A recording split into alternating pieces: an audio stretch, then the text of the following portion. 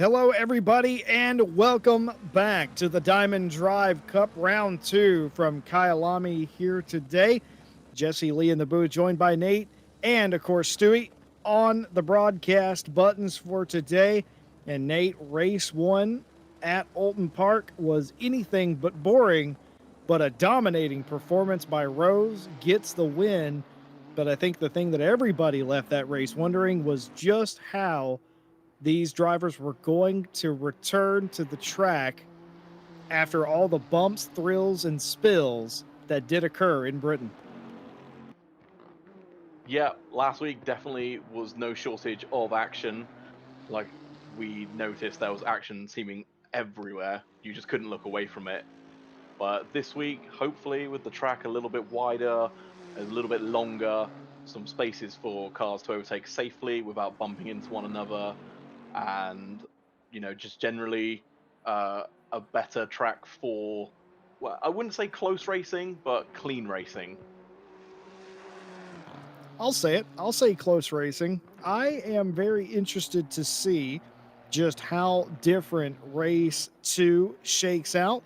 But before we get to that, we might explain exactly what is going on here as the final 30 seconds of practice tick away. This is, of course, the Diamond Drive Cup. What essentially this is a race series for anyone that does not have a male pronoun, essentially. And that is sort of a requested series that was thought up. We are hosting it at the request of a few awesome people. And now into the second race.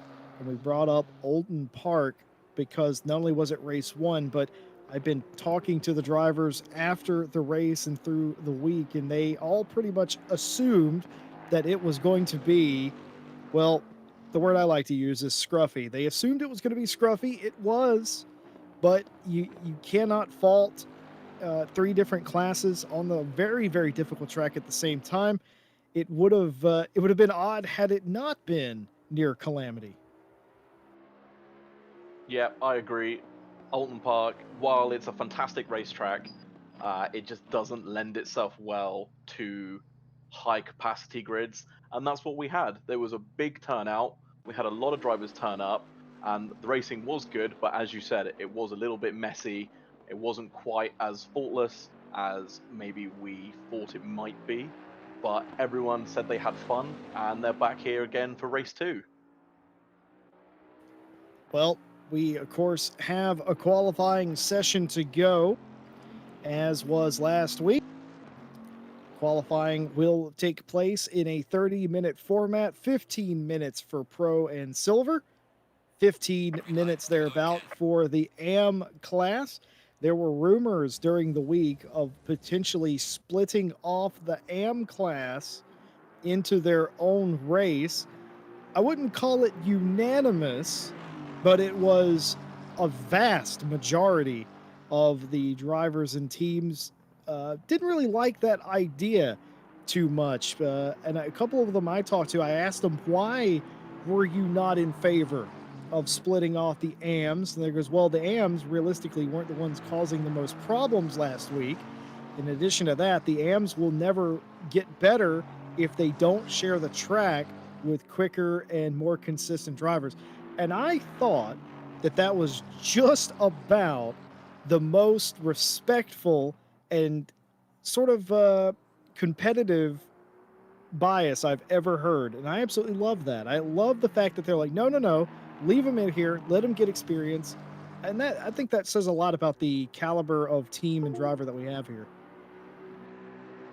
Yeah, it is true. If you only race against people of your skill level, you'll never improve because you'll never try to push yourself to go faster, to break that bit later, to turn in, earlier or later, depending on what type of corner, etc.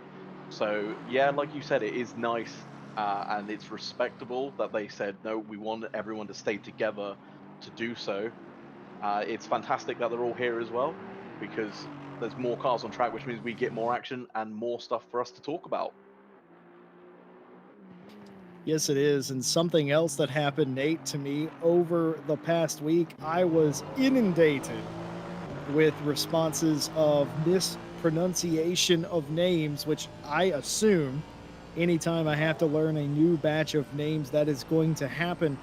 Some of which are in a dialect that I can't even begin to hope to pronounce, but I will do at some point during the broadcast. And also, one of the more important things to me is giving people credit where it's due. So, thank you to everybody who messaged me over the week, or Mike Jones for that matter. He took part as well in helping us get to know the pronouns. And in addition to that, how to pronounce some of these names. As, of course, sim racing, if anything that the Diamond Driver Cup delivers on, it shows you just how many different varieties of name, driver, nationality, etc.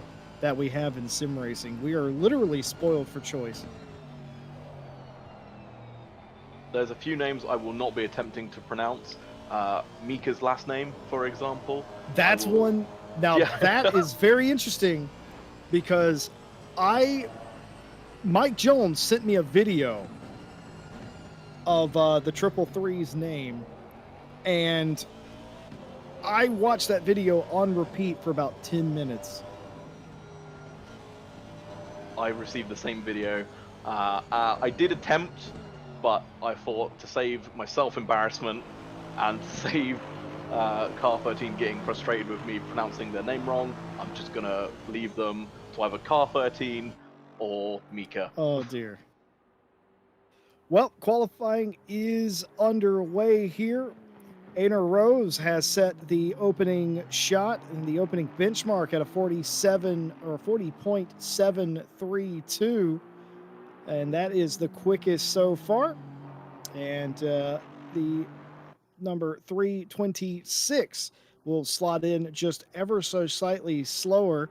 Got a funny story about Aner Rose here coming up for you. Had a sort of a post race conversation with the driver of the 56 and the winner from Alton Park. And very interesting. They are very pumped up for this series, and some of their competitors don't know if it's possible to defeat the 56, the Jean Lacey Esports Academy driver this season. If that tells you anything, Schmidt does slot into third, Dove in fourth place, and Fox is your current top five, but they still have 10 minutes and some change to play. Bigger track than Alton Park, you're going to get less chances of setting a good lap here, Nate. It's important that you get that base lap in, and then a really solid time attack lap very quickly, because if you have to reset, you're likely only going to get that one extra shot. Yep, it is important to put the banker lap in to get a time on the board just to make sure you're in the running. But there's also, like we saw last week at Alton Park, where if you're the last driver on the track, you can sometimes eke out that small bit of extra performance because there's no cars around you. You don't have to worry about getting in anyone's way or anyone getting in your way. And then all the times are already set, so you can see if you're up on your previous time, whereabouts you might fall into the order. And if you're down, then there's nothing to lose because you're the last car on track. It's just go out for it, gung ho, and try and set your best time possible. Speaking of best time possible, uh, Mirari Schmidt here doing their best job into the third position. And we talked about resetting and getting a lap. Third place is going to do that, but so did Bokita in the 326. They're sitting in pit road, 2 tenths below Rose. Rose with a 40.575 last time by, reset their quickest lap. And as I speak of Bokita, they are removing themselves from pit road for another shot at it. Some adjustments there, no doubt, on that McLaren, as Kamugli is in the. I'm a little biased. One of my favorite cars. I love a GTR, Nate. Yeah, I think the GTR is cool. It's a bit long in the tooth now, though. I believe it's been around since 2007, has I it? The beg your vehicle. pardon. I'm biased. I do prefer the R8 because I work with Audi in a commercial, not even a commercial, in a just a day-to-day role. But overall, my favorite car in this game, because I've been forced into it so many times, would have to be the 911.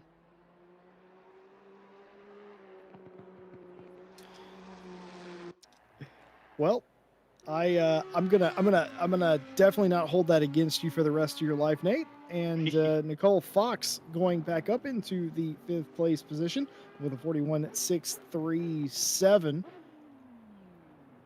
Got a little bit of time left to play with here. Everybody seems to be taking the approach of running a lap or so and then resetting. I wonder if perhaps the track at 36 degrees C is just a little too hot to continue driving around. Normally, you would run two, maybe three laps to get the best out of your tires and your car, but I'm not so sure you're going to be able to do that here since the track is so warm. This is incredibly hot. You might get a few laps out of the tires depending on how you drive your out lap. Again, my personal experience, I always go on my out lap and I seem to just drive too hard. I grain the tires and then they're useless come the time I need to set a fast lap. And then even if I do manage to pull the car around the track, they're still grained. And then my next lap, because I've already put a heat cycle through them, just it's nowhere. I'm off the pace.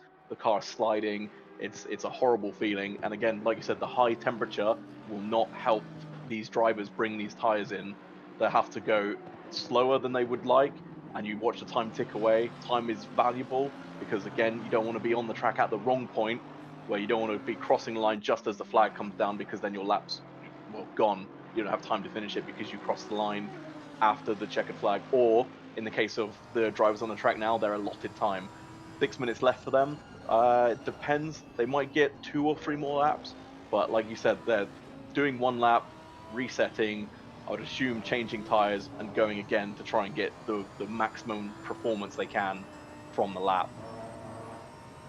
Well, Sarah Dove is up by a half of a second on their best time. They were at one point trending quick enough to threaten Rose on the pole position for this race. That has not really come to pass as they got caught up with some traffic out there. But I think this is still going to be a massive improvement. They are coming around. Oh, they actually lost time through mine shaft through the crocodile there, but it is still going to be an improvement. A 41.175 gets them all the way up to third place. Now that's a little unfortunate though, because that could have been a lot better than that. That could have been pole sitting territory had the traffic not been there. But again, that's part of the game. It's all about where you put your car on the track. I can't stress this enough. I sound like a broken record from last week to this week. I'll probably say the same thing next week and the week after that, but it's all about traffic getting in the way. It will decide your qualifying position, it will decide your position at the end of the race. It's just impossible to judge where you're going to catch it. So we will have to wait and see, and the drivers will have to wait and see how the laps unfold, where they catch the traffic, and if they can avoid them without losing too much time, or the best case scenario is any time at all. If you catch them on the straight, you can slipstream them. That can gain you like 1 or 2 tenths, which is a nice feeling. But then you have to watch your braking point because you are going that little bit faster. I keep watching Anor Rose. They are running laps, but they keep invalidating them. I'm assuming it's because they're digging, trying to get every little bit of performance delta out of the racetrack they can, and they're probably just pushing it a little too hard. That is sort of a staple of Kyalami. Is it has some of the more retentive how we say track limits as opposed to some other tracks out there. Nicole Fox is getting ready to come across the line, leading the silver class, and will continue to do so. Improves to a 41.352, the quickest in the silver split. And that bumps Vicky Thompson. Oh, look who it is. It is Vicky Thompson, who fed us lies earlier. And there she is, Victoria Thompson. We call her Vicky. And she is making her debut in the Diamond Cup. She missed round one, but driving the 394 for Victoria's Secret, of course. And I believe that is the exact color of Victoria's Secret. Not that I would know too much about that, Nate, but that is what that appears like. And she lied to us just right before. She said me specifically, go easy on her because it's been 2 months since she's been in the car. And I know for a fact that's a lie because I was on for a lot of the 24-hour of Kyalami race that we did here. And I know that I was in the booth when she did her first stint on Sunday morning. So what I think she means to say is she's not got a lot of practice recently. And of course, the work and life getting in the way of passion and interest, of course. But regardless, I'm going to be very interested to see just how fast Thompson is today, considering they do have sort of a handicap in terms of practice. Thompson usually very quick and in sixth place right now. Bokita in the 326. What's the rebuttal from this car? Can't quite get it done there, but an improvement nonetheless. Was about 3/10 up and then lost it on the final corner. The last sector of this track, Nate, unforgiving. Yeah, mineshaft, the crocodiles, especially the curb at Cheetah. If you catch that, it's your lap's over. Doesn't matter how quick you've been, how many temps up you are. The Cheetah is unforgiving. Qualifying nearing its end for the pro and silver splits. Just a minute and some change to play. All flying laps will count. So inevitably, AM will get a little less time to qualify as it was last week, but everybody does still get around the same amount of time. Riding in car with Nicole Fox in the 202, the leading silver, as the 394 between them and Taylor, who's currently qualifying second in silver, and Kamugli in the 95 Nissan, my favorite car, simply because it's a GTR, and who doesn't like an R35? Apparently, not you, Nate, but lest we get to scrapping, I will move very swiftly on. Nicole Fox coming around. Is this another improvement from the leading silver driver? Turns out it is just that. It is a 41.283 quickest lap. No improvement as far as position goes, but an improvement on the time nonetheless. Yeah, it's still quick. I mean, it's quicker than I've been here. And I also took part in the 24-hour event, not in the same split as Vicky, though. But now we can see the flurry of activity as the AMs get ready to make their way out on track to see where they can see where they can place themselves.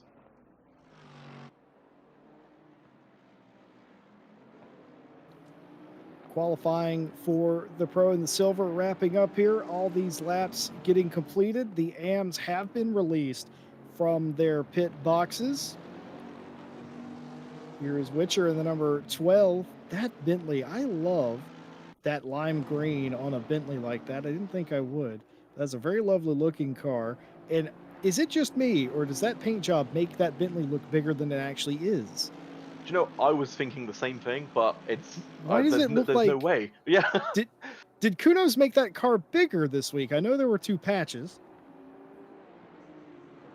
It's the Bentley buff, 50% more road position to stop people passing you. There it is. There it is. Well, we're constantly, and by we, I mean Kunos is constantly working on BOP, making things competitive, and, well, might as well make a roadblock in there. I just think what it was is because that car was up sort of besides an NSX, it just looked absolutely massive in comparison. It's almost like those BMW memes from several years ago at Le Mans. But qualifying for AMs underway. All of the pro and silver drivers are in the pit lane, locked in. Time for the AMs to shine. Week 2, what can they do here? I believe from last week, a few drivers did get promoted out of AM because of how well their performances were. I believe Fox was one of the drivers to go up to silver. So it'll be interesting to see this week if any of the AMs start mixing it with the high silvers, potentially even the slightly slower pro drivers.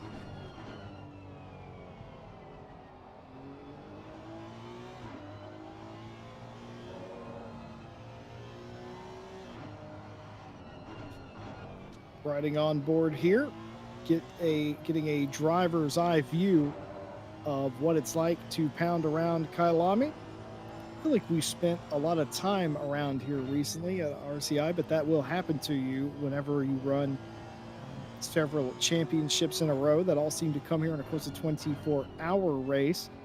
It doesn't overstay its welcome, this track. It's a lovely track, South Africa's most famous racing circuit. I think one of most people's favorites here ever since they sort of renovated the track. It has fallen back into the hearts and the minds of every sim racer. It's certainly one of those that I rediscovered at some point after loving it in the 90s from watching it on F1 to modern day with the it's just such a beautiful place. I mean, even in at night where you see the town over on the hillside, or sort of in the valley, I should say. We are the ones on the hillside. I do enjoy this track. Like I said, I took part in the 24-hour event, and I'd done a few laps here from the ACC public lobbies, but I hadn't really known much about it until coming to the 24-hour event. And it's one of the tracks that is can be a nightmare if you catch it wrong, but if you string the lap together, it just feels so rewarding. There's so many corners that just flow well together, like the S's. Mine shaft into the crocodiles is a good one as well. Nobody likes cheetah because it's a horrible corner, but there's also the catch of turn one, which isn't really turn one, but it is by official standards, and turn two, which everyone considers turn one. It gets a bit confusing, it gets a bit messy, but the track itself is absolutely fantastic. I did watch the was it the 12 hours of Kailami, the last race that the championship did when it flooded the track, and hopefully we don't get a repeat of that here. But a little bit of rain would be great to spice this up a bit. Well, the first time's coming in for AM qualifying. Janelle Davids is the quickest AM car currently, a 43.935, the fastest lap. April in the 717, second place with a 44.052, nearly 2 tenths off the pace there. And Rangsetter, excuse me, is the 818 is the third quickest, just 1/10 back from that. Then there's a bit of a gap to me in the 45.015 range, but that is just lap one. Of course, you get to several laps here. Be interested to know just how problematic this track temperature is for everybody out there. I've not seen, and the reason I bring that up is because when we have esport pro drivers and invite split drivers, they tend to struggle with the grip, but I'm just not seeing that out of the Diamond Cup drivers. And I'm wondering, maybe they're not quite pushing as hard, or um, maybe their setups aren't as aggressive at this point. It could also be that some drivers are still learning as they go. It doesn't matter how many laps you turn, at some point you will find something new. So it might be that they learn they can brake a little bit later into turn two, for example, or they could take a little bit more curb at the S's, or even maybe just to avoid the curb at cheetah because nobody likes cheetah. Well, I'm going to take back my previous statement. Watching Ryan in the 17 Ferrari just go all over the curb, I am willing to believe now that a lot of these different driving setups are just a bit more stable than some of the esports pros maybe use, because that was very, very aggressive and they were able to hang on to that too. Also, let's not rule out maybe the Diamond Cup drivers are better than them, but you didn't hear that from me. April is still in second place. If you're looking for first place in Amwell, Davids set a blistering lap. It's going to be a 42.729 for Davids in the number 88. April still with a 44.052. And now going down to a 42.726, taking over Ampole. Yeah, it was a rapid time. It looked like she was up again, but no, just the first corner, or second corner, I should say. But it'd be interesting to see.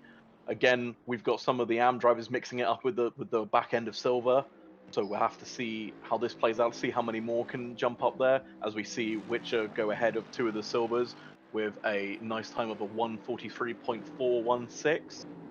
So we'll have to wait and see. I'm hoping, because of my bias, the Porsche can go a little bit faster. I'd like to see it at the top of the class, but again, that's just my bias. Tom Bryant in chat making fun of me, saying that I'm being controversial. I'm not being controversial. I guarantee you that you will not see uh, the likes of a Darren King or a Jardier win this race today. So what does that tell you? Perhaps that I just think that some of these different teams, they're not running as I say aggressive, but I don't know if aggressive is the right word. They're not running weird setups, is what I'm trying to say, and I'm trying to say it in the nicest possible way. But no improvement there for the 818. What can Edwards do down in 30th place? That just feels like no man's land when you're down in 30th. Yep, but they are up on their lap time, so we'll see where it puts them. From 30th up to a glorious 27th, which is a big improvement. It may only sound like three That's better. places. Yeah, but they were That makes me 1.7 feel seconds better. up. If you asked me, you get to start from 30th or 27th, take your pick. I'd pick 27th. Just it sounds better. Oh, and that's the Ooh. first time we was talking about it during qualifying all day, and it finally happened to McKeehan here. This is exactly what I'm talking about. This is what you see the top drivers do all the time, where they're just going for it, hanging it out. We've saw a couple of spectacular saves. That wasn't one. Kian McKeehan goes into pit road. They will get another shot at this. They will get an outlap and a timed lap in time. So if there was anything beneficial about what just happened, is that it happened early enough that it did not impact their qualifying attempt. I mean, well, it impacted a lot of things like the wall, but they still will get another shot. Reina here in the 8-8, getting another shot at it. Will this be an improvement? 25th currently, a big improvement up to 17th is the Team Gayzilla team. A 42.867 slots them into third place in AM. So the AM battles are still just as close as they were last week. On board with Davids now. It looks like they are up ever so slightly. We'll have to see if the Mercedes gets out of the way. They do, very generous of them. So we'll see where this puts Davids, apologies. It's looking good, but where are they going to go? Up to 10th place from 16th. Oh boy. You talk about, or we had a, I don't know what I'm surprised about. For those of you that weren't with us at Alton Park last week, we had an AM on the overall podium. Nobody that I talked to this week was really surprised by that. And I was really impressed with their driving ability, but I might actually have to step up my game here. If an AM doesn't win, it's not impressive, I guess, which is the weirdest thing to think about. All jokes aside, of course, top 10 starting place for an AM is absolutely incredible. All three classes here today fighting for in class honors, not overall. But as you know, with all racing drivers, that doesn't really matter, does it? If you are an AM driver and you can finish inside the top 10 or on the podium, that is a huge win personally. Yeah, you always believe you can win the race outright, no matter how fast. The car ahead of you could be 4 seconds faster than you, and you're in your head you'll go, yeah, I can beat them. That's nothing. I just need to take this corner a bit quicker. But it's just all about that winning mentality. You just want to win all the time, even if sometimes it's a bit out of reach. Like I think overall first and second might be, but again, we'll have to see what happens. If a little bit of rain comes in, mixed with a little bit of back markers, we could see the leading drivers taken out, make a mistake. It could be anyone's race. But as it stands at the moment, it's looking pretty warm and pretty dry. All right, well, I'm going to attempt it for the very first time. That previous lap for the triple three into 27th place. Sarah O'Brien, what can they do from 25th? Gains one spot, a 43.914. 2 minutes left to go here in qualifying. And of course, flying laps will continue to count. But the driver of the triple three was the one that I spent about 10 minutes this week attempting to pronounce in the native tongue. I was none the wiser at the end, but I'm gonna try it as Delcita comes to the line for Swift Sharks in the 76 Mercedes. 26, a lot of leapfrogging around 25th place, and it will be 24th at a 43.719. All of these drivers here leapfrogging one another. Riot in pit lane will go no further in the session. Me will go no further in the session, but I think everybody else is still out there. April still the fastest, oh, excuse me, not the fastest AM driver. Now that I think about it, we're just in this particular section of the track. Sarah Fair, Cupcake Racing, the most delicious team name. It's fantastic. The livery just lends itself well. You can almost picture the cupcake as it goes round. Well, there's But one thing about Sarah Fair that we learned last week is their racing is anything but cupcake, as delicious as it is. What can they do? Baking up some sweet treats here. Where are we going? 27th, 44.9 or 44.499. Easy for me to say.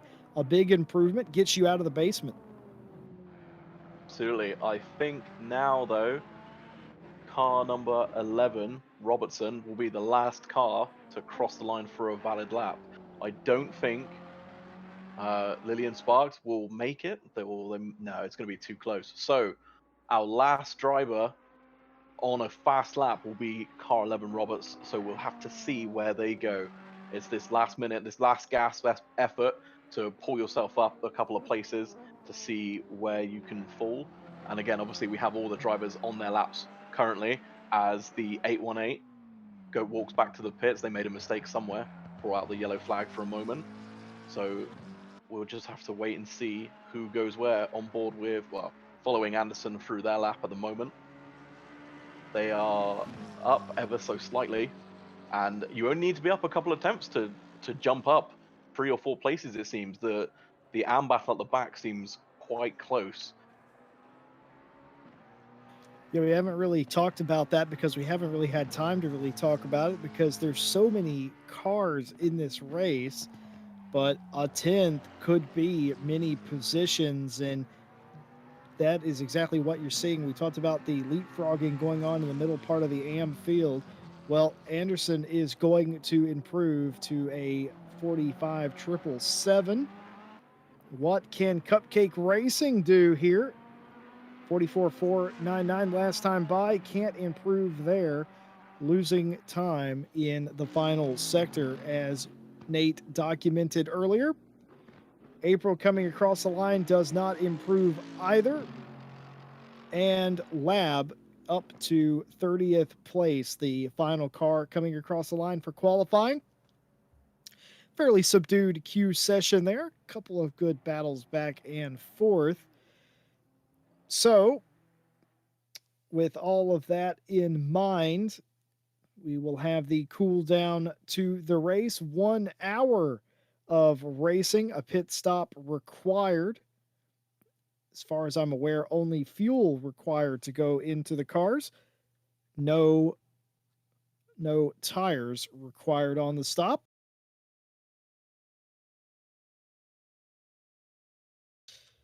And with that, qualifying is officially over, and the standings from the qualifying.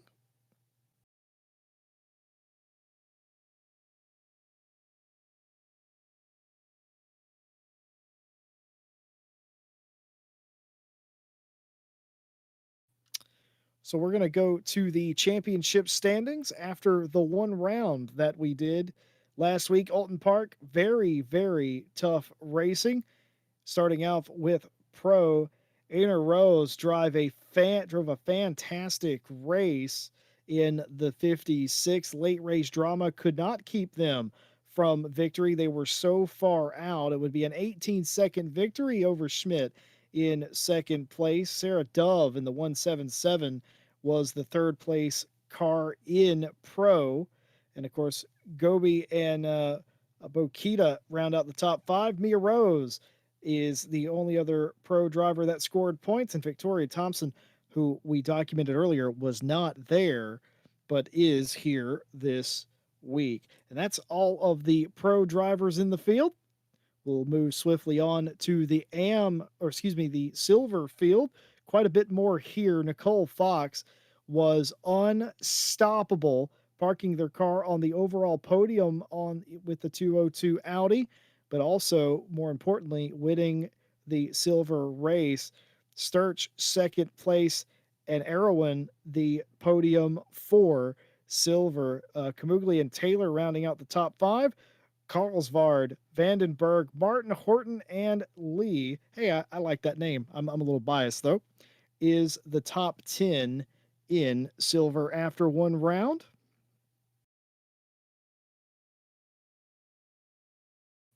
And of course, the back half, these are the ones that had issues in race one. More Austin, Johnson, and Savage, who did not participate in the first round. All of these drivers, pretty sure they either finished several laps down, they had issues, and they just basically wanted to get out of Alton Park.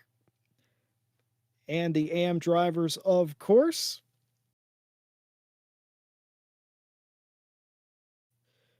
April dominant, putting it on the podium, the overall podium, and the win in AM. Raina taking the second step, and O'Brien, the top three drivers here.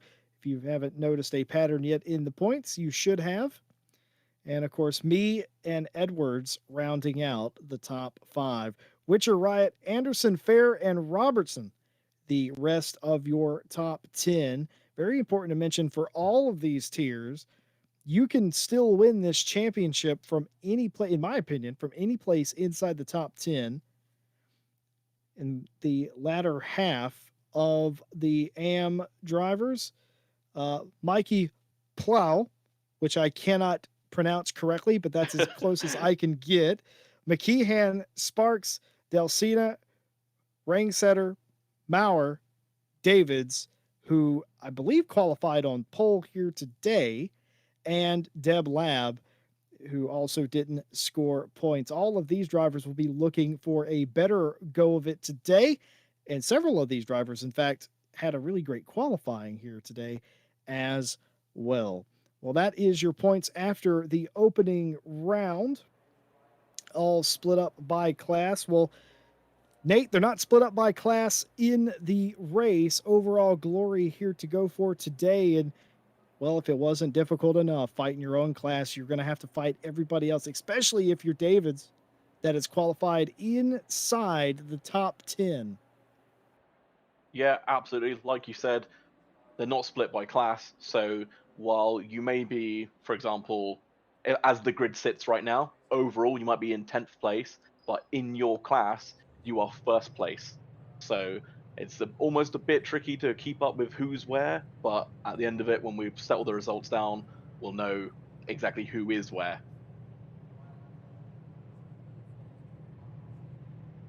Well, final preparations are underway. Talking with the drivers this past week, they figured that the roses should be in their own category. Of course, champions in their own right. Here, sort of showing off. I was talking to Anal Rose post race last week. They feel like they can win every single one of these races.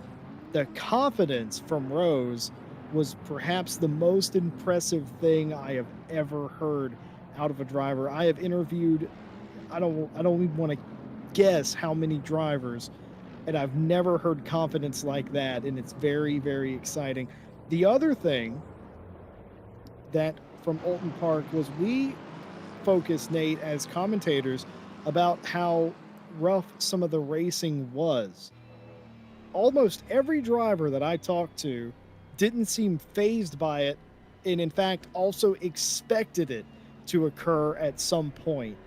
And I don't know if that's just a competitiveness, knowing, being a realist, or what, but nobody made excuses. Everybody accepted, it could have been better.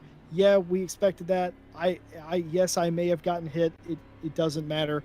I'm out here to compete. It's the taking part that's important. It's the competing.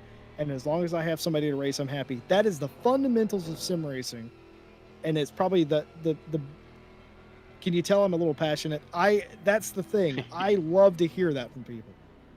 Yeah, like you said, they all came away from it. There was no bitter feelings. Like no one was angry with anyone else. They, like you said, they all said they had fun. They enjoyed themselves, and most of them have come back for round two. So it couldn't have been that bad. Himmy Husky, hashtag ask the box. Jesse and Nate, what's your favorite livery in the field? As we have quite a few bright ones versus usual dark colored cars. We talked about this at Alton Park, Nate. We love a bright colored race car, you and I. And oh man, it's in between that Bentley that's green and Cupcake Racing for me personally. See, I don't want to say which car is my favorite because last time we said which car we like Oh the yeah. delivery of, they had an incident every time without fail. So to avoid potentially ruining someone's race before it's even begun, I shall hold my tongue until maybe later on. Maybe ask the question at the end of the race, and I'll tell you. I already have the ones in my head that I like, as we see Rainer off the track there. But yes, to avoid the commentator's curse, I shall hold my tongue. Well, I'm going to do the Uno reverse card. Hashtag ask the chat. What is your favorite car in the race today? As they go 2 by 2, getting ready to start the race. 34 cars are going to take the green flag. 3 classes here in the Diamond Cup round 2 from Kyalami. 1 hour of racing, a pit stop required. Rose and Bokita are your top 2. And we are going to play the game. Who can beat Aner Rose in the 56? Can Bokita, both of the 2 on the front row champions? Who is going to emerge victorious today as the green flag waves and the lights go out and we are racing here in South Africa? Yeah, it seemed like Bokita got the jump on the start, but Rose has the inside into turn 1, which just keeps them slightly. Oh, that crossover move! the switchback, and They it seems got like it! Bokita's ahead. Felipa Bokita gets the lead away from Rose in the 56. Rose pressuring hard onto the back of the McLaren. It's a 3-way breakaway. Dove joining the party up the inside. There's a touch. Hard on the curb is Rose. Rose forcing the way up the inside of Sunset. A nudge from Bokita. Bokita not giving up. Still side by side. Behind them still is... they're still side by side. Oh, you don't want to go side by side through here. Bokita's going to win that. And all of a sudden, Dove That is not Dove in third place. I've just noticed that's Schmidt. Schmidt in the 74 can't really do anything. The track was blocked up. They had to wait their turn, and finally daylight between the top two. That was some incredible racing. It was clean. They gave each other just enough space. You know, no more space than was required. Kept the cars on the track. Didn't take each other out. It looked like at one point they might get a little bit too close to one another, but Rose, Bokita, even Schmidt, all being wise to know that, you know, as we have Oh! contact in the back. No, not oh, my GTR is involved. That's unfortunate. So what, we're looking at Alice Horton here in the 25. This is top 10 in 7th place. Just getting in there on the brakes. Oh, yeah, that happened. Oh, and the GTR had nowhere to go. Unfortunate, but I think that's unfortunately a trait of the Porsche. It's really good on the brakes, so you can stop that little bit later than the rest of the cars. And unfortunately, on lap one, when the cars are so close together, it will catch you out. Because the Aston obviously slowing a lot earlier than the Porsche. The Porsche seemed like they were still in it, and unfortunately, two cars into one apex will never ever fit. Well, folks, this is Charlie Martin. This whole series was part of a brainchild that Charlie Martin was involved in. So give Charlie a thank you for everything that you're seeing here today, because it's sort of part of their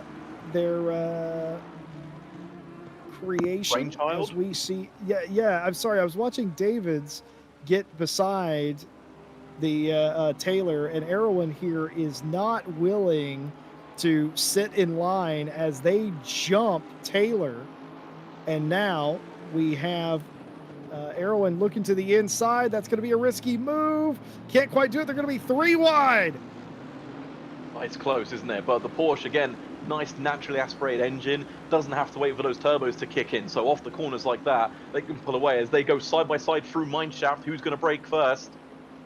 It would seem like it was Erwin, and we're seeing Taylor trying to go around the outside. Unfortunately, not there. But again, the Porsche now just scampering off. Like I said, that naturally aspirated engine, there's no turbo lag. It just pulls away. And while the Bentley and the Aston have to wait for their turbos to really kick in before they can start dragging down the straight. However, if they're close enough to the Porsche on the straight, they will just shoot past them. Top end of that Porsche, not very respectable.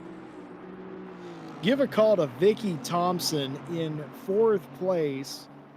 Only a few stints in a 24-hour race here in the past 2 months. That's all the ACC racing that they've had to do. And they have done a great job. Up to 4th place is what happened to April here in the 717. Just an overtake. Very nice overtake indeed. Is that not a car out of the pit lane, if I'm not mistaken? I believe the Ferrari stopped for repairs. Yes, indeed. The 69 in pit lane. And I think the 20 as well at one point.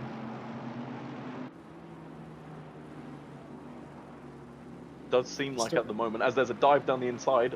What car is that? The number 5 on the number 14.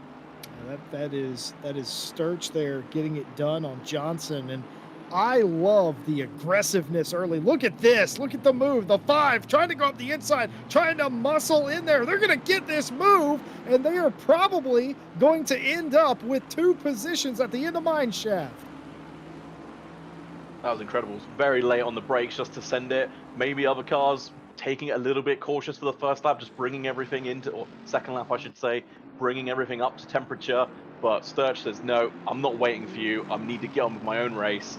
Sends it, and there we have it, ahead already, going into Cheetah. So now, just the last corner before the straight, it seems like there's a yellow flag up ahead. What has happened? Well, there is a Porsche that is slow on the inside of the track. Is that David's? I think it is indeed. David's was slow, and Dove is now in pit road. So here, this is Charlie Martin. Oh. Yeah, that's Dove the wrong way there. Okay, so there were 2 incidents here. The 88 was one of them, and Charlie Martin was involved in the others. So that was 2 incidences. David's was in one of their own. This is excellent camera work by Stewie here. And there was a 3rd incident as well. Oh, I see. No. So David's gets spun by the Bentley there. There was a car off in the background before pit in. And I'm pretty sure that was I believe it was Dove. April. Well, no, it was a Dove. You're correct. You're very correct. That was Dove that was off by themselves. And there were two incidents in the final corner that were completely unrelated to one another, but almost another chicane, Nate. Yeah, I mean, luckily the drivers were aware of what was happening. You saw David just hold it on the brakes until the other cars passed them, and then they continued their race. Luckily for Erwin, it was the bump, and they did have a bit of a slide, but she was able to continue without too much of a problem. As we see, who is Oh, that? oh, what a drift! What a drift! Whoa. I gotta see that again. Natalie Lee, the best last name in racing. Don't at me, but very biased. You are going to see a Maca drift. Look at this. That car completely sideways on the dirt. Folks, do you have any idea how hard that is as the Bentley is going completely off the racetrack here again? Oh my goodness. Just incredible driving. Great car control. Yeah, it seems like we're having a repeat of Alton Park, where it just seems everywhere we point the camera, someone is overtaking someone, someone's off the track, someone's drifting a McLaren. You know, it seems to all be happening Stewie here. has that effect on people. Well, he's doing an excellent job to keep track of it all. Very well is. And here is April in the 717. I suspect that the Swift Sharks driver was involved in some of those earlier incidences, or perhaps just slowed up by them a little bit. Vandenberg, not content to sit behind the AM driver, looking aggressive. Oh, April actually just overtook Vandenberg, so that's why Vandenberg's chunking it into the corners there, but it looks like it's not going to come to any effect here as the 717 is indeed driving away. And oh, by the way, if you thought this battle was over, Seems these two have pulled away now. They seem to be in their own battle, just the two of them. I believe Schmidt's only, 3 seconds down the road trying to hang on, but I think Schmidt is heading their own little gaggle of cars, and then there'll be the rest of the pack. So it'll be interesting to see how is Rose going to play this. Is she going to wait? Is she going to hope that Bokita makes a mistake? Or is she going to be aggressive, get all up in the mirrors, a little bit of a flash, close there, but not quite close enough to give Bokita the scare into opening up the inside? keep in mind, folks, both Rose and Bokita are both eSport champion drivers in various different series. They've been here, they've done this before. Most of the field, general consensus is these are two of the fastest drivers that they could possibly measure up against, and they have the hardware to prove it. And they're no stranger to one another either. And all of that considered, I was told that if anybody was going to defeat Rose here today or any day, it would probably be Bokita. They had the most sort of experience. But it is going to be side by side. There's actually going to be a touch between the two of them. Rose is going to touch and go down to the inside. Will they complete this run through Mineshaft? I don't know. Got to watch out for the crossover move, and the move's going to go to the outside. Bokita trying to get the run, going to try and cut the corner off. Can't quite do it, has to fall in line, and unfortunately, I don't think you can make a pass now. You have to fall in line as both drivers running nearly off into the dirt, and pass made. Rose back out in front, leading the race. Excellent lead change, close racing. What do you think about the tap, though? It's hard, isn't it? It's almost sort of rubbing his racing. It doesn't feel like it was deliberate, and I doubt it was deliberate. These two drivers, you know, like you said, both champions in their own right. As we see some action happening a little bit further down the grid, David's being passed by, is that Sturch? Oh, so no, David sends it down the inside, doesn't quite get the move. Sturch just holds off, and again, there we go, what I was talking about. Good racing, though. Good racing, good close stuff. And look, I hate it when it's me and somebody who doesn't have a chance throws it down the inside and it annoys me because it slows me down. But whenever it's not happening to me, I think it's actually quite brilliant because it's a great tactic to distract them, slow them down, potentially gain a little bit of delta on them. I love it when it's not happening to me. Yeah, it's all about judging it, isn't it? Because as we see here, Oh, so Horton! Speaking of judging it, see that kind of send not okay because they were too far back. How does Stewie know what we're going to talk about before we talk about Maybe we're a it? How replay. do you, Maybe Stewie's already seen this. oh Stewie my knows what's God, happening. are we the replay? We are the replay. Stewie's seen this. Stewie's watched this. He knows exactly what's coming. Oh my God, we're a rerun on Dave.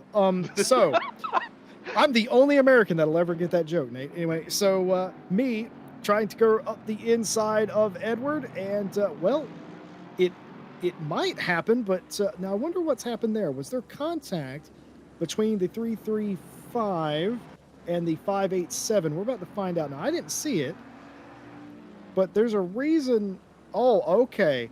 So the 335 got loose on the inside of the curb.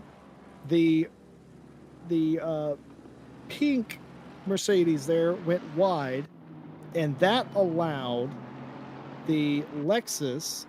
There's a Lexus or a Honda. There's a Lexus of Robertson to get through. That all looked very strange to me, looking at it at full speed, but that is indeed what happened. Alice Horton trying to make a pass. Speaking of making a pass, Sarah Dove, who we documented earlier, has already been into pit lane.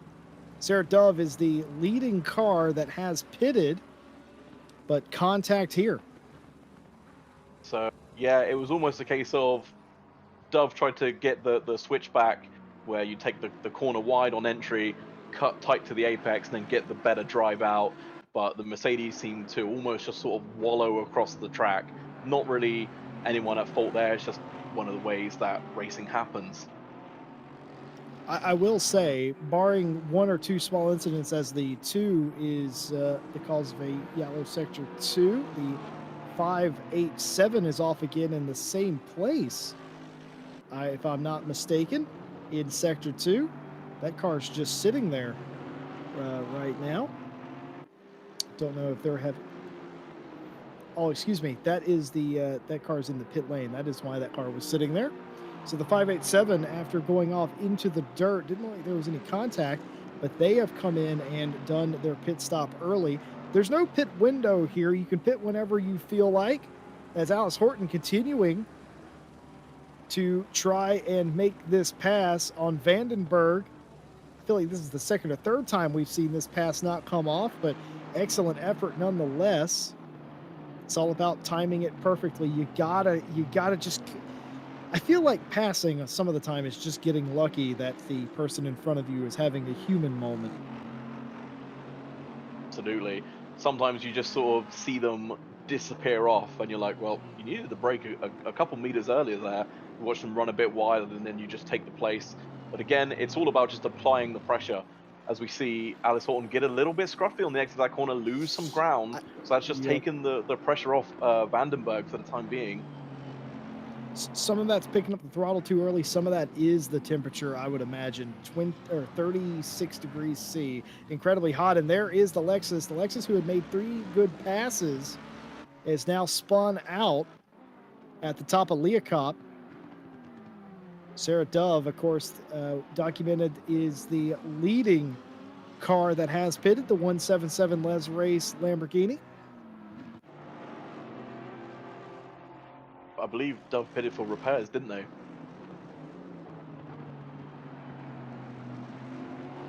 As we see a nice battle, three-way battle here.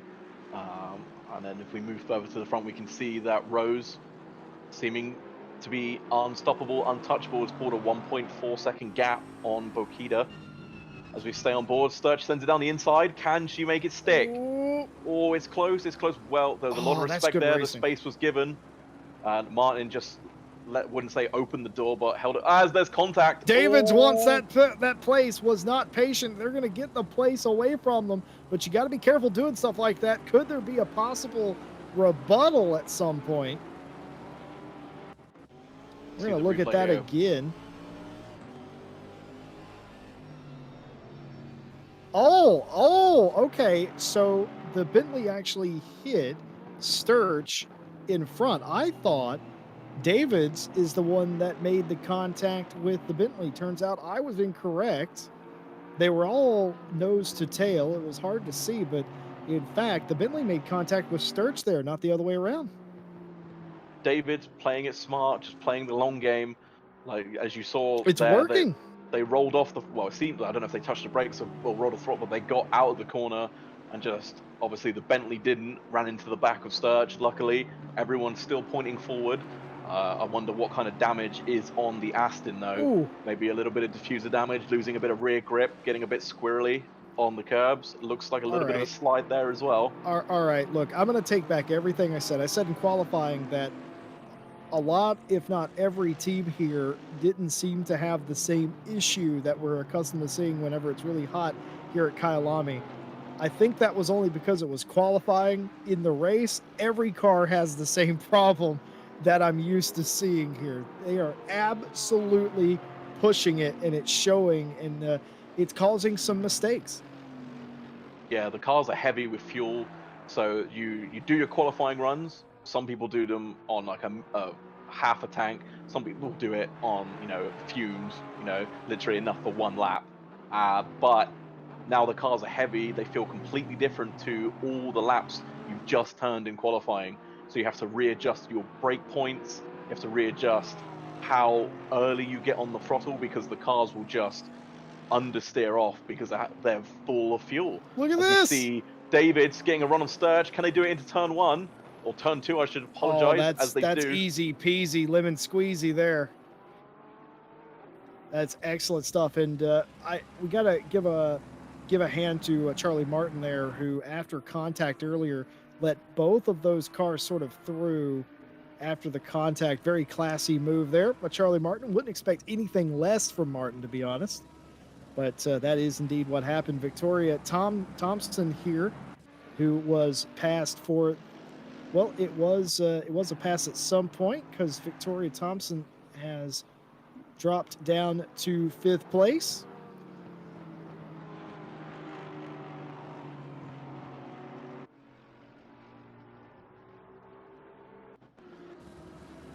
So what happens to Sarah Dove here, perhaps?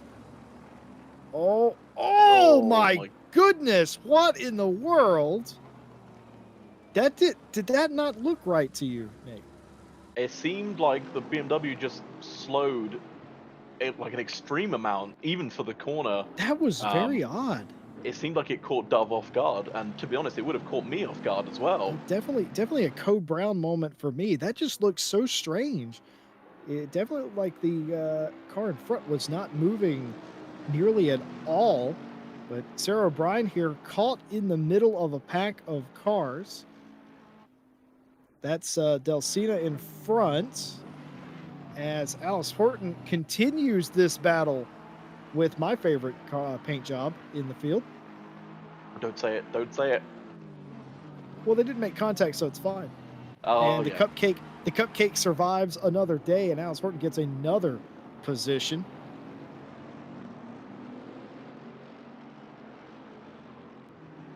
So, Anna Rose leads the field in the number 56 Jeanna Lacey Academy team. Aston Martin over Bokita in the 326. Schmidt is third in the 74. And Fox leading silver over Taylor and Erwin. And in the AM class, Davids leads April and Delsina. And of course, there are many drivers in between all of those, as you expect in mixed class racing in equal machinery. But Cami Sturch, by the way, Team Fordzilla, I actually talked to Cami a little bit this week, and they seemed amused that I was amused about the Fordzilla name. And I explained to them the reason it was amusing is because I'm used to seeing Dalking or Darren King drive for that team, and it was weird seeing that on an Aston, etc. Cami Sturge made all of Dalking's sort of emotes and sort of his streaming display and everything for him, all of his streaming graphics, I should say. And it was actually cool to meet the person that did that, and quite well done as well. I might have to hit search up whenever I start streaming again to get some of those myself. I They didn't say they were for hire, but I'd be willing to pay money for graphics that good. Sometimes you just see something you like and you just have to have it. Just like I'm hoping that my Porsche stays where it is, and I have to have that result, and I will do anything necessary. As we see the Ferrari going slowly, what happened? Ah, see, nobody likes Cheetah. Well, certainly Riot's number 17 Ferrari doesn't like Cheetah, but no, I don't think it's that we don't like Cheetah. I don't think Cheetah likes us very much, but 17 here being very smart about the rejoin, looking down the track, making sure it's clear, and gets going. You love to see that racecraft, and make no mistake, that is part of racecraft. What happened to Deb Lab here? Just an overtake, very nice overtake. So that Lexus has seen better days, and that's the second time at Leah Cup that I believe the Lexus has been slow. Very damaged is the number 11 of Robertson. Oh my Oh, goodness, right again. can't park there. Oh, what in the world? Oh, bizarre. I, okay. You finally done something I haven't done. I've never had a spin there. I don't know how you. I'm not sure how that happens. Could be something broken on that car as well, because they were backwards earlier. Oh no, a big tag. Sarah O'Brien is going to come to blows with Delcina. Renault sneaks through, takes the position. So here we go. Ah, see, it just seemed like O'Brien was Ooh, just a nice. bit late on the brakes. That was well spotted there, Nate. That was well done. Sorry, not O'Brien. It would be Delcina late on the brakes. My mistake. Oh, can't park there. Yeah, that's Riot again. Riot again. Oh no, Cupcake! Why? Do you know how whenever you go to the baker's and you get a dozen cupcakes, and you have a particularly rough ride home, and there's always one that's smushed? It's happened. See, I'm delayed blaming you. Well, that's not very fair, is it? Sarah Fair for Cupcake Racing is in to pit road now. Rose still leading the race. And by the way, if you're not familiar with what Rose's car looks like, well, neither is the competition, to be fair. But that is what the Jean Lacey Esports Academy Aston Martin looks like. And they are very, I would say they're walking away. They're not sprinting, but they are walking away. 2.4 seconds back to Bokita in second place. The two of them, mind you, have gapped Fox by 12 plus seconds. And something must have happened, maybe a pit stop perhaps, because Vicky Thompson is back into fourth. Yep, Schmidt has pitted, so right. Schmidt would be, well, I guess Schmidt is technically not out of position, but they are in terms of the cars around them, because nobody else around them has pitted yet. Very well indeed, as Rose continues to pound out the laps. And oh no, another spin here. So Witcher in the number 12. So it wasn't the curb. Was it contact in the braking zone? Yes, it was. Just a run up and a tap. Those kind of accidents are the worst when you're the driver hitting the other car, as we see Dove dive down the inside. Gonna bring that one back. How did you say that without stumbling over the words? Pure Dove dived down the inside. Yeah, see, you can do it too. That's it. That's yeah, but I can't do it. But I can't do it again, Nate. That's the problem. But we see, yep, Dove getting the position from Witcher, now on the back of Delcina and O'Brien. Unfortunately, Dove's incident earlier has put them down the field, so now this is more of a recovery drive than it is a drive for position. You see Schmidt lining up Davids for the pass. Will they take the inside? Will David make the cutback? And it seems like it's a fairly straightforward overtake.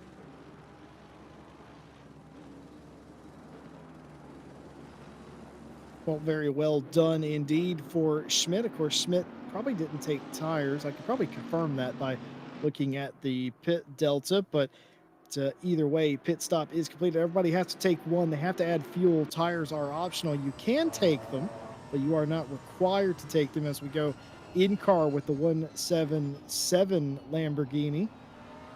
They have pitted as well. 15th place. That is O'Brien right in front of them for the 14th position.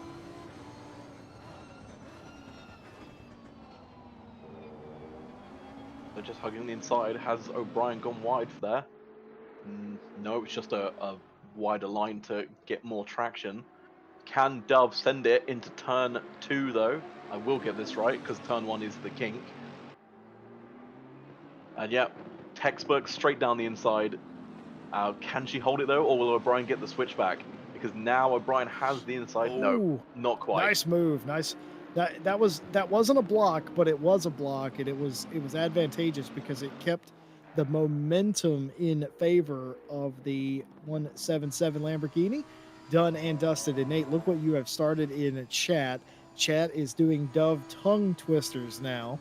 Do you want to give them a go, or shall I give it a go? I can't. I can barely talk as it is, Nate. So we've got, did Dove dive or did she dove? I am in absolute awe. How do you do that? Pure, unadulterated luck.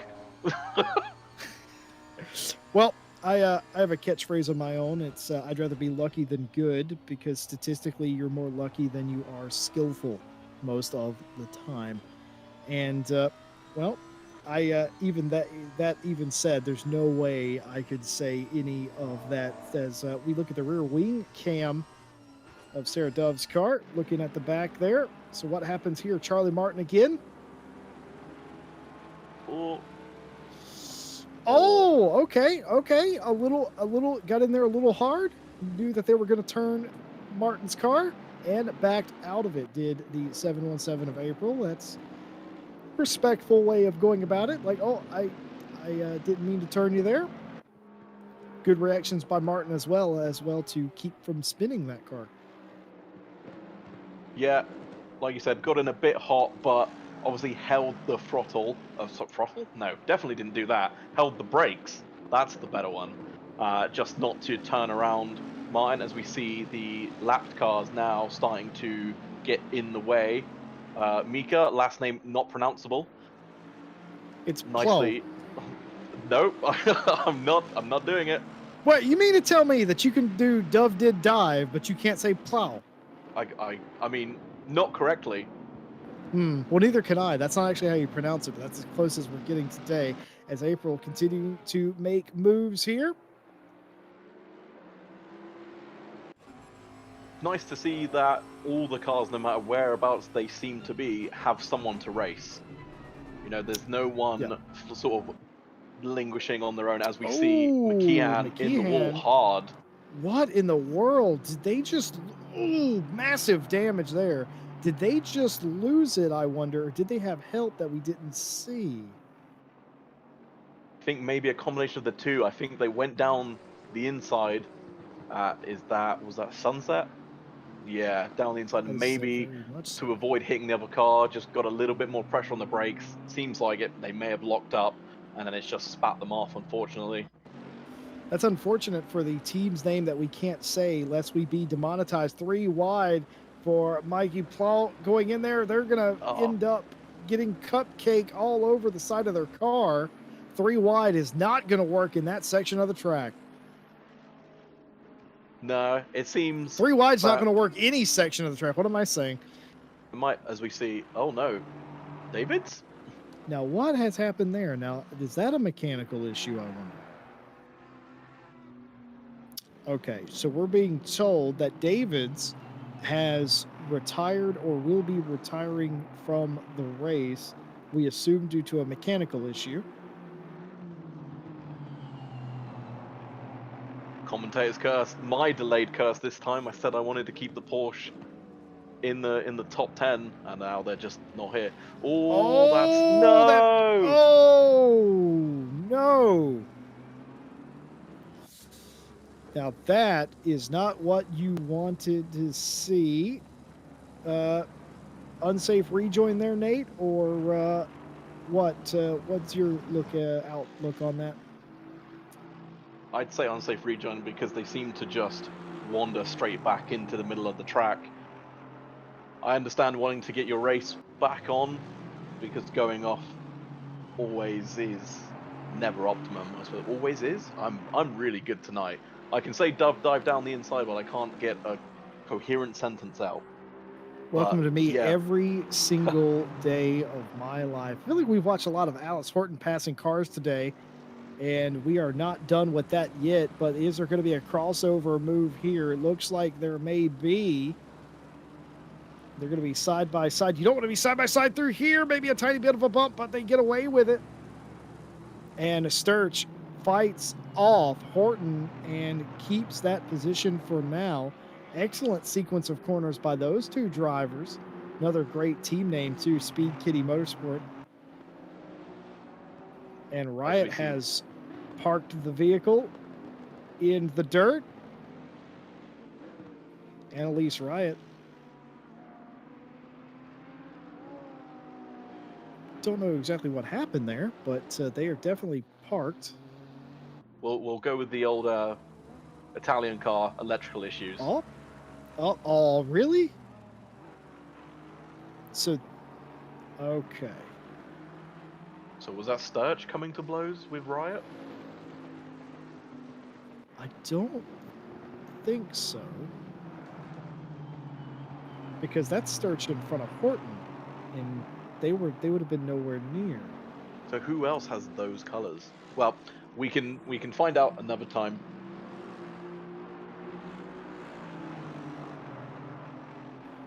Yeah, that there is another car that has similar colors to that, but I don't think that's Sturch because Sturch has had Horton behind them for the past 5 or 6 laps, and once again, Alexis off in Leah Cup, but does make a wide berth there, giving room to the battle for 14th place.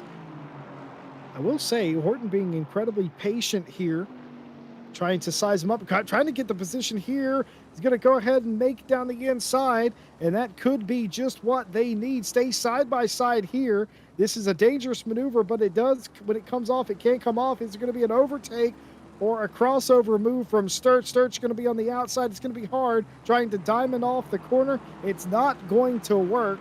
14th place position gained Horton, and a great battle those last few laps.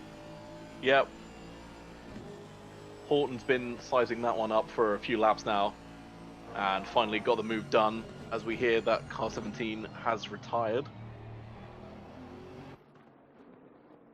Well, less than half of the race to go. Here's Vicky Thompson. Vicky Thompson trying to hang tough here. Gets squeezed there a little bit. That's a nice pin maneuver, using the outside to the advantage and position gained for O'Brien. This battle is far from over, though, isn't it? Sturch wants that back. Sturch is not happy. I did not expect this. Bullied through Cheetah. So now let's see, can Sturch get it done in the same spot that Horton... Oh, I thought for a second. Oh, that wasn't the best line from Horton right there, but it doesn't come to anything. So let's see. Now this is where it can happen. If you get a good exit off this corner down the hill through Mineshaft, you can size someone up into the Crocodiles. Let's see how it goes. The slipstream will be extremely helpful. Seems like she's a bit far back though. I don't think it's going to be this lap. Look how much curb Horton started using, trying to make that Aston as wide as possible, get the best possible run, and also block Sturch. That is absolutely what you need to do to keep somebody behind you. And now in the section of the track that their car is probably set up just a little bit better, it has worked out, and Horton continues to maintain the 14th position.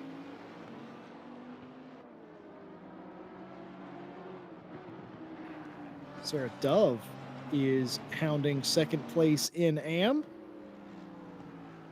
Raina trying to keep the top 10 dream alive.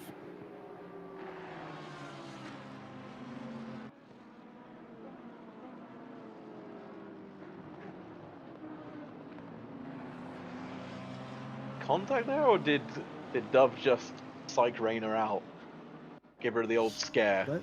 Let's find out what happens here. Nope. Down the Clean inside. pass. Whoa! Just absolutely like we have found another male person here, because that was a licked stamp and just absolutely sent down the inside. No contact that we are aware of. And by the way, being told that Vicky Thompson was the one that was actually doing the passing there earlier. We just didn't catch the actual pass part of it. So we have a sort of a reputation to uphold here, Nate, that you may not be aware of, but we cannot show legally Vicky Thompson passing another car. It is in our contracts that we can't do that. Ah, I see. Ryan Gill made it very apparent that we're not allowed to show Vicky Thompson passing anybody. So shall we get some censorship, like those little pixelate boxes? Just hide the car? No. We just don't. Anytime she's passing somebody, we don't cut to it.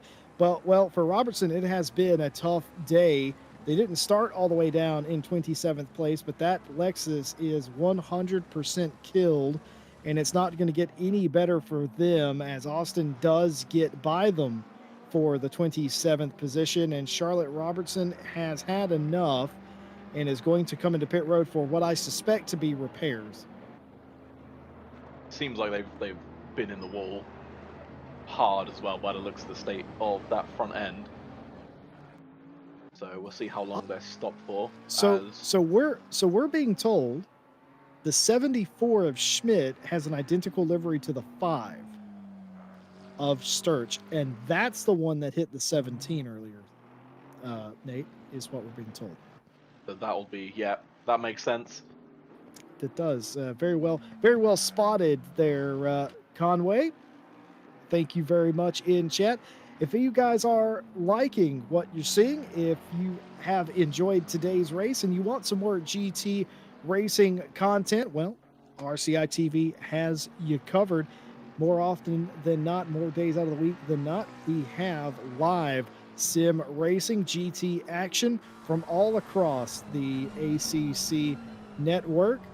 And why not like and subscribe for more GT racing content? Never miss a race. And, well, while you're down there, take a look at all the fantastic partners that we have that help us do what we do. Race Department, AK Informatica, Speed Labs, and Sim Racing GP. Links to all of those great different groups in the description. Race 2 of the Diamond Drive Cup. We are at Kyalami for round 2. Round 1 was a bit all over the place at Alton Park. Everybody said it was a tough place to race. They expected there to be fender benders abound, and there was.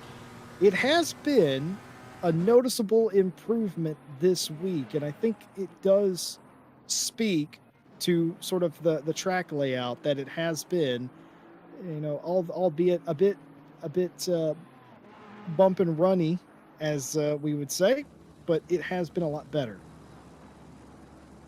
I feel like we've seen far less yellow flags, far less bumping, but like you said, still the occasional bump, but drivers being a lot more courteous this time. But that lends itself to the track being wider, longer, and just easier to pass. Some of the corners lend themselves excellently to sending it up the inside, as long as the car ahead of you is aware that you might try it, as we see Horton pulling out, getting in the mirrors, not quite. I just expect Horton to make anytime Horton pulls out, I expect there to be a pass at this point. Up to 12th, Horton is in the Speed Kitty Motorsports number 25 Aston, troubling O'Brien again for the, looks like 11th position. Charlie Martin here in a battle with Vandenberg. But Horton doesn't need to do anything silly with O'Brien, though. O'Brien still has a stop to make. Horton already made hers. So it's just, again, a case of playing it smart, seeing if they either make a mistake and go off, or just if they pit and you just pass them naturally that way. Only a handful of cars haven't pitted yet. Rose has come in and completed their pit stop. Bokita has not. Bokita assumes the lead of the race as Horton does get 11th place away from O'Brien. Reyna has not pitted, and O'Brien has not pitted. Johnson in the 888 Bentley, who has pitted, was given a stop and go 30 for speeding in pit lane. No live stewarding for the Diamond Drive Cup, but ACC will still steward you if you run afoul of the rules. Speeding in pit lane, of course, well, one of the no-nos, isn't it? You can't do that, and massive penalty of stop and go 30. Yeah, not only do you lose time being slow driving through the pit lane, like you said, the stop and go part of the stop and go is stopping, waiting those 30 seconds, and then getting back on with it. But then still, even after you're released, you still have pit lane speed that you have to follow. So you lose so much time, and it's painful. It hurts. You watch all the cars come whizzing by. You watch the deltas go down. As you see, a battle is this for position. Vicky Thompson and Fury April. April gets the move done. Oh no, April defends their position. All right, this is okay. We can show this because this pass wasn't completed. I see what Stewie's doing. Stewie's flirting with the devil here. But we cannot show a Vicky Thompson pass, and that was not a Vicky Thompson pass. That was a Vicky Thompson battle. But I expect, as Anderson has went off the track all by themselves. We've seen many great saves, just couldn't quite pull that off. And the two comes to rest in the dirt there. Got to get the car refired, backing it up. I'd say that's fairly smart there, Nate, not wanting just to rejoin the track. Yep, they were obviously aware there were cars coming. All you have to do is just glance down at the relative if you have it on. And you can just see who's near and if you've got a space to go out into. Like you said, got to get the car fired back up first before you can do anything. But it seems, as Vicky gets a little bit of a slide on. Yeah, but Vicky knows how to drift, so I'm not really that concerned. At this point, Thompson may just be drifting to show off. It's just, I've seen Vicky Thompson drift. I don't know what they were driving, but they definitely drifted some car on the top of the mountain at Mount Panorama. And I thought that was one of the silliest things ever. But apparently it was not as fun to her as it was for us to watch. But that just shows you how hard Vicky is driving this car, mainly focused on the things going on in front. There's going to be a car hard into the wall there. Who was that? I'm not entirely sure. Edwards? It is Edwards. So what happens here? Was this just lighting it up on the curb? No, there was contact. There was contact there. Sends them hard into the concrete wall. And the 587 of Edwards has just had a rough day so far. Oh, Stewie, cut away. No, we didn't see that one. No. I think we are going to see Vicky Thompson make a pass here. Ryan Gill, eat your heart out. You've never seen one, but we're going to show you one live here. Gets a bit wide out of the corner, and Vicky Thompson completes the pass up to 8th place. And I've officially done something Ryan Gill hasn't. We see, I can't imagine April will be too happy with that. Almost felt like the back marker was not in the way, but definitely a distraction. So now we see this huge gaggle of cars. Oh no! It's going to be a punt. Charlie Martin with the punt. At least I think that was Charlie Martin, and it was with the punt.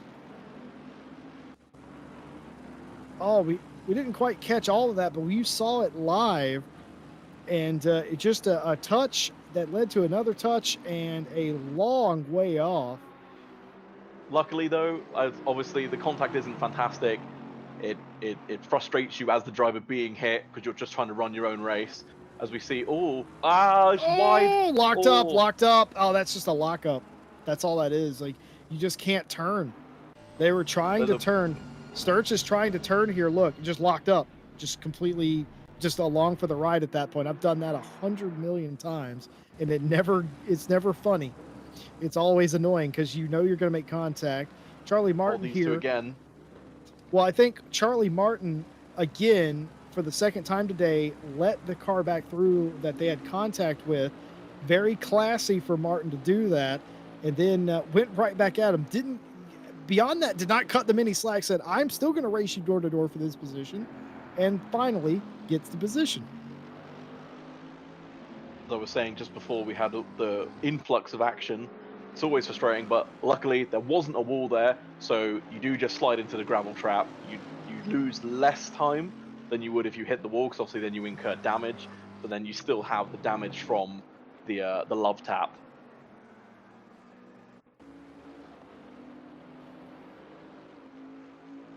So Richard's going to gain the position here. One of the pit stops occurring, 16th place. And I expected Witcher to actually gain more time than they did there. Nose to tail for that position. As Sarah Dove here fighting for a spot, maybe inside the top 5. That's Erwin in front. Dove trying to get get that place back. Dove was in 6th place, lost that position to Erwin, but not willing to give up, as it's going to be a big defensive move from Erwin down to the inside of turn 2. Wide goes Dove, trying to get the undercut. Not going to happen here. I'm looking forward to this should I? I'm going to say it. I'm looking forward to this battle. I'm going to say it. Oh, Nate, you naive person. All right, so Erwin will take over that position from Dove. A fight for the 6th place. Meanwhile, out front, completely different race than last week. Rose only has a 5-second lead over Bokita. Of course, Bokita last week was involved in an incident. Erwin's going to hit the dirt here, and that's going to leave the outside open. They're going to be side by side, but Dove does think better of it going down through the S's. Does not dive. Dove does not dive, but Rose only has a 5-second lead. A week ago, Rose had 20-plus seconds until they were involved in an incident late. McKeehan's not had a great race. What happens here? Oh. No, that was lag. That was 100% netcode there. That was very abnormal. And you could see the car skating around. So McKeehan's day, well, it's been rather poor for them. The fact that they have continued is a testament to their fortitude. And meanwhile, Dove still wants 6th place back. Yep, Dove on an incredible recovery drive. As we see another incident with McKeon. Are they? No. That was almost a clumsy, half-hearted pass, really, wasn't it?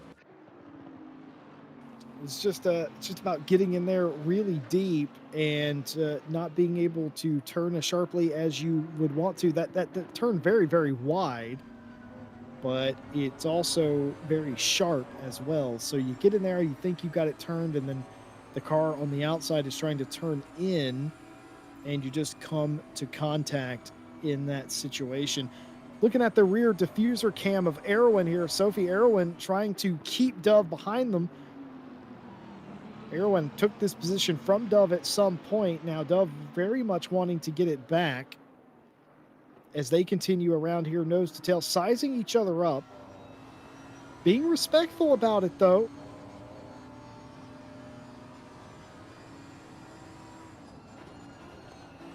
This is close, not quite. That Lambo just seems very strong on the brakes. Stronger than off the curb again. Wide. Erwin got away with it earlier whenever that happened, but it won't be that way this time.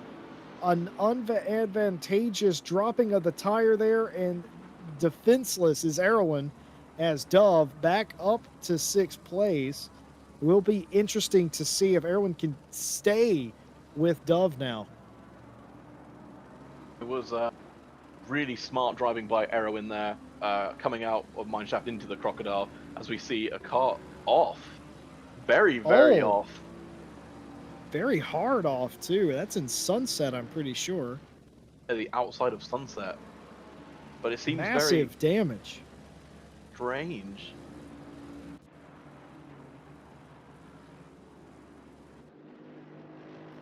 Yeah, that car is Mikey limping home. Paul just destroyed in the 333, limping home like you said, Nate. That must have been the biggest off of the day for that amount of damage. That that was hard. That was hard contact there. Fortunately so. But part of racing, I guess, you have to be on the limit, but as soon as you cross it, you're in a big world of trouble. I feel like all the Lexuses, I feel like I do that every time with Lexus, but well, except when there's only one in the field. But I feel like Carlsbad has also had a tough day in the Lexus. Both of them, the 11 and the 69, both resembling tuna cans right about now.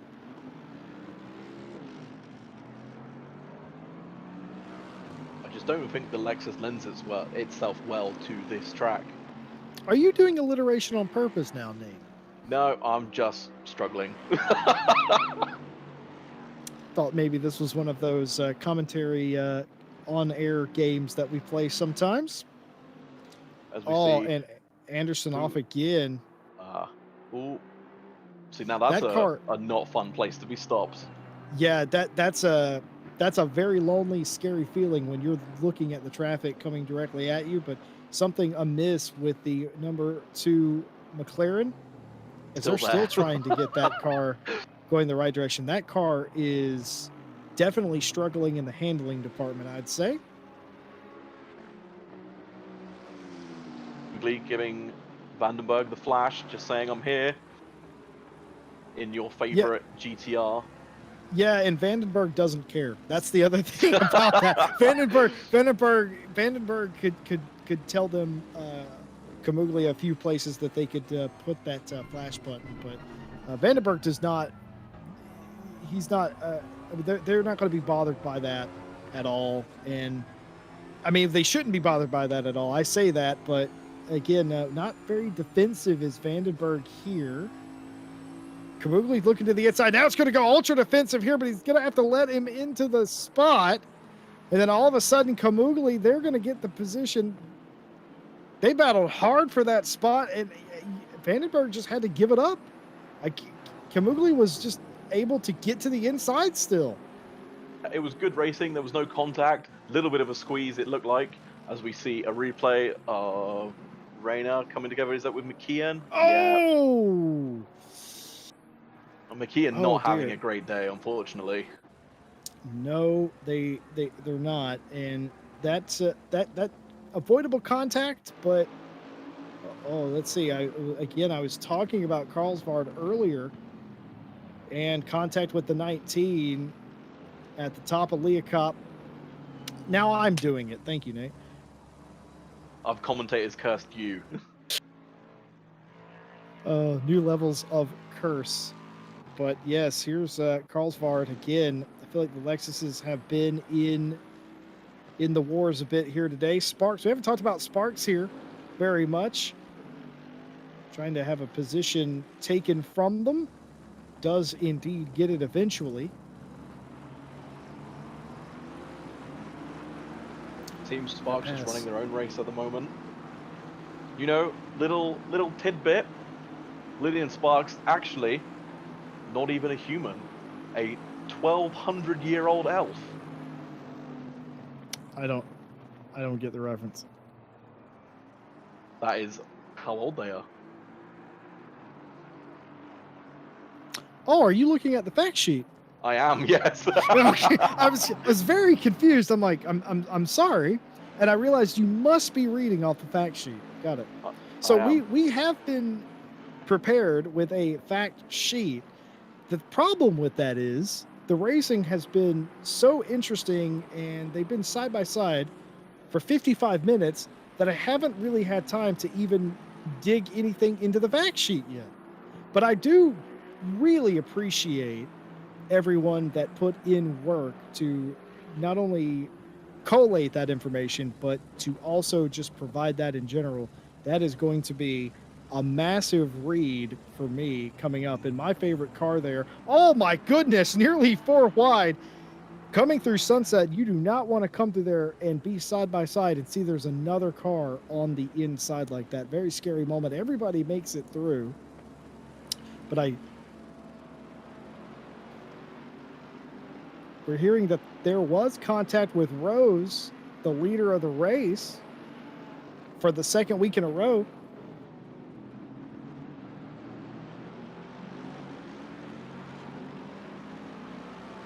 Everybody back here seems to be able to sort it out.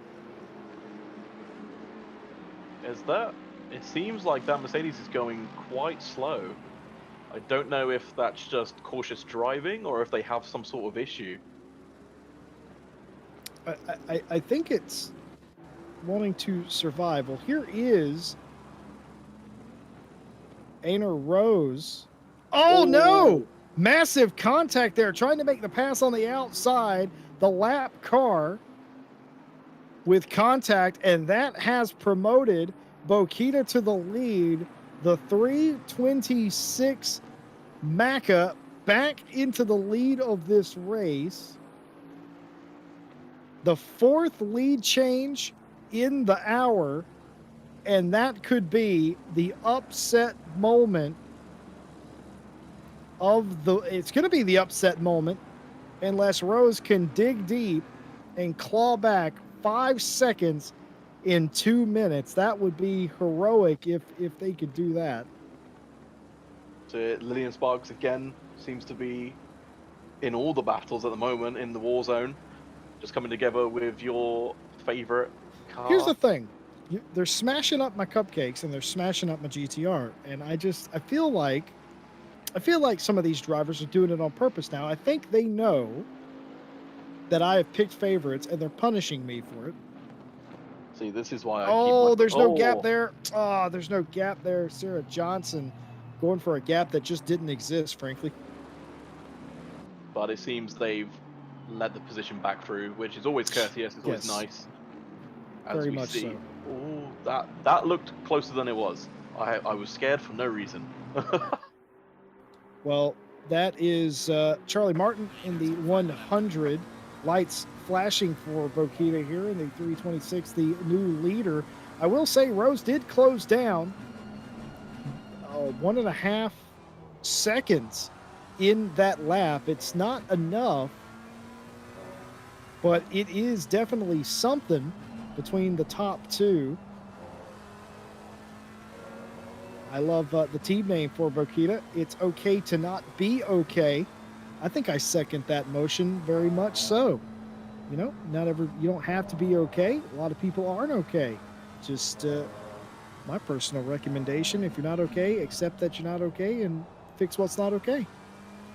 I think that's common sense, isn't it? To some people, maybe not to others.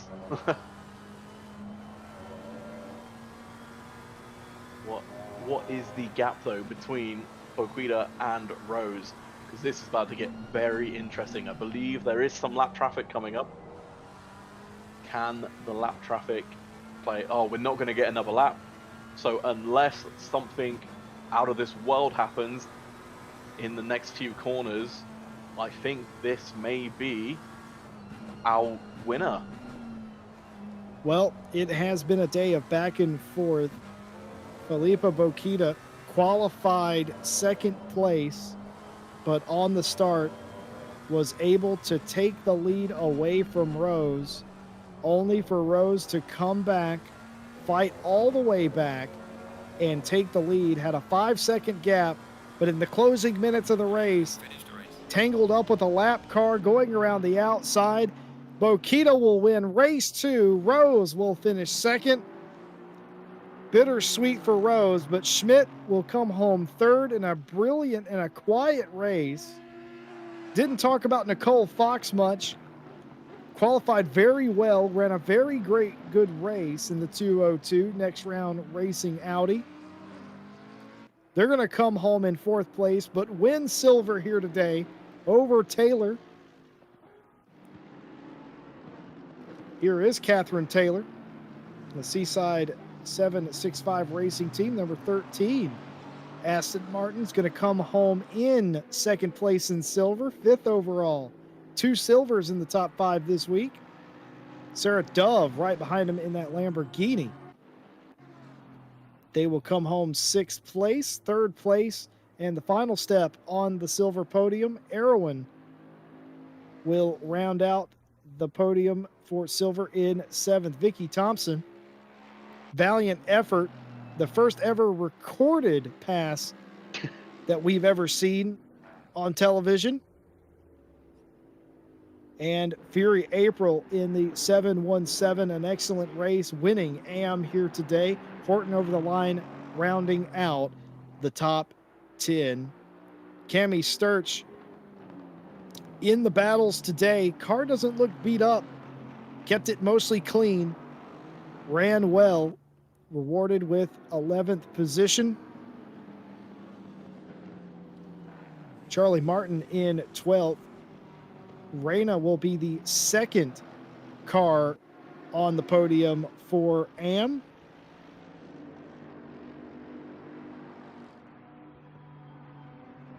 And Sarah O'Brien is the third place finisher in AM. I think if anything here today, what we learned, Nate, is that the championship standings are going to look a lot closer coming into round 3 next Wednesday. Yeah, and it just gives some of the drivers that extra bit of motivation to really push for the win, for class win, overall win, whichever it may be for them, and to get more points on the board. Like you said, a lot closer. It's going to get a lot more competitive, and I don't think we're going to see a clear-cut sort of winner or class leader until the flag drops at the final race when it's all said and done. Well, here are your official overall standings, the finishing order of the race. Boquito wins it in the final couple of laps due to misfortune with Rose passing a lapped car. Schmidt rounds out the podium. Fox Taylor round out the top 5. Dove, Erwin, Thompson, April, and Horton are your top 10.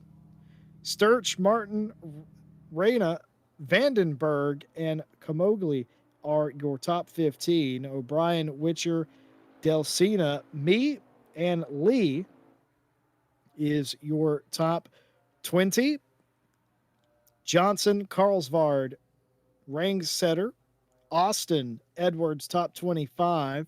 Fairlab, Sparks, Robertson, Plo, McKeehan, Anderson, Davids, and Riot are your final finishers. And a couple of those from the end did not finish this race today.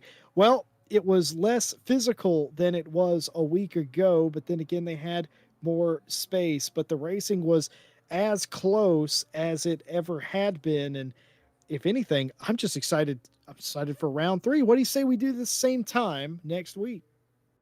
Yeah, absolutely. I'm looking forward to round 3. Like you said, this track lent itself a little bit better to the racing. We had less contact. So I'm looking forward to seeing what Imola will bring in a week's time. Well, it was a fantastic day of racing here for the Diamond Drivers Club event. Second week on the calendar, and a surprise winner and late race misfortune not to be outdone from last week. A lead change, and it all came unraveled. Cleaner racing, tighter racing, and the promise of a very close championship come round 3. It was pretty much everything you could have wanted here today. Well, we got some more racing for you guys, and if you like what you saw, like and subscribe for more GT racing action. We'll be back with you on Friday. Ryan Gill and myself in the box for the Friday World Championship. And If you like staying up late on Saturday night, you can come hang out with me for some night owl racing. And of course, catch Ryan Gill anchoring the Monday Championship Racing Series on Monday. See, I told you we have racing most days of the week. And of course, next Wednesday, you can catch Nate and I back at the same place for round 3 of the Diamond Cup. Well, it's been a fun day, and I think it's about time that we have a little break for the evening. Thank you all for joining us. Thank you to all of our partners, Race Department, AK Informatica, Speed Labs, and Sim Racing GP. Check the description for all of their information. And behalf of myself, Jesse Lee, Nate, and Stewie behind the cameras, thank you all for watching, and we'll see you next time.